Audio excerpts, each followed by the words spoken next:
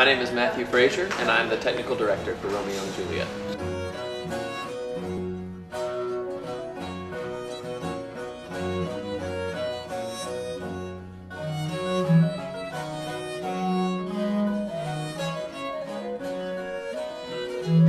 My job as the technical director is to take the set from concept to actuality. So the designer and the director come to me with some sketches, some suggestions, some ideas of what they want to see on stage, and I'm responsible for making that a physical reality. The scenic designer is responsible for putting together the overall aesthetic and look of the show.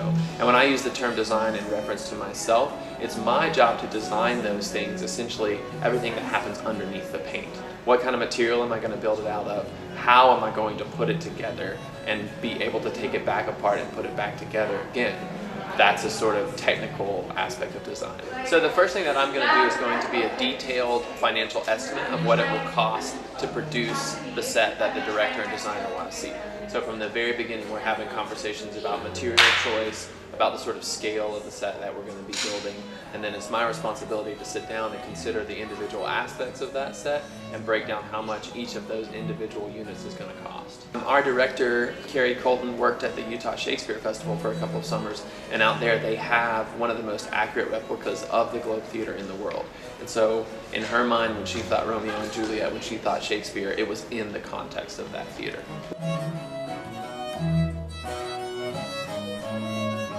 The advantage of doing the show in this space as opposed to those other spaces is it's a big empty box, right? So I don't have to spend as much time planning for the strange discrepancies of the theater.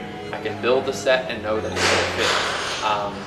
There are a couple of challenges that come with working in this space. The loading door itself is in a very tight area, so everything that I design has to break down small enough to fit through that door. But once we get it into the building and onto the stage, it's a big empty box that we get to play with, which is really nice. A lot of times the set is going to interact with the rest of the production, right? So there may be electricals, practicals mounted to the set. Sometimes there's going to be soft goods that interact directly with the set, as in the case of this production. Sometimes there's going to be props that have specific needs. There needs to be a place to hang a specific prop on the set. And so we build off-site. We have a scenic studio off-site a couple of miles away from this facility.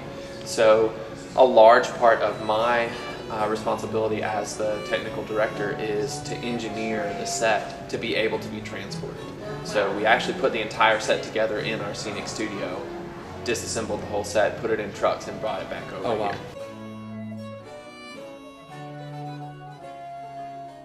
So far, my favorite part has actually been putting the set together in the scenic studio and seeing it come together as a whole. We did something different with this set. We actually assembled the entire set and then it was finished and painted as a unit.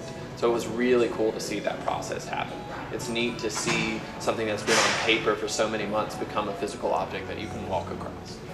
For me, the most interesting thing about this set is it is 2 stories. So there's a large second level to this set with 2 staircases that sort of sweep up to it. So technically it was kind of a challenge to design that set to make sure that it was going to be safe and functional. But once this set goes on stage, it's going to be a very simple, clear, classic Romeo and Juliet type look. So you're going to see the balcony happen elevated above the deck and things like that.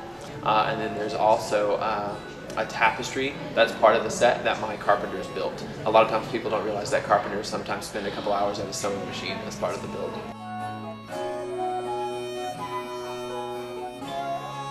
I don't have to come to every performance. I am responsible to be here throughout the tech weeks and dress rehearsals for things like maintenance, for training the actors on the set. They've never seen the set before it gets loaded in. So I'll walk them through the set, I'll conduct fire drills and safety training with the actors and things like that. And then I'm responsible for being here throughout the tech and rehearsal process for maintenance and things like that. Once the show is open, yes, I get that proverbial night off, but I'm responsible to be aware of what's going on with the set and check back in as the show progresses.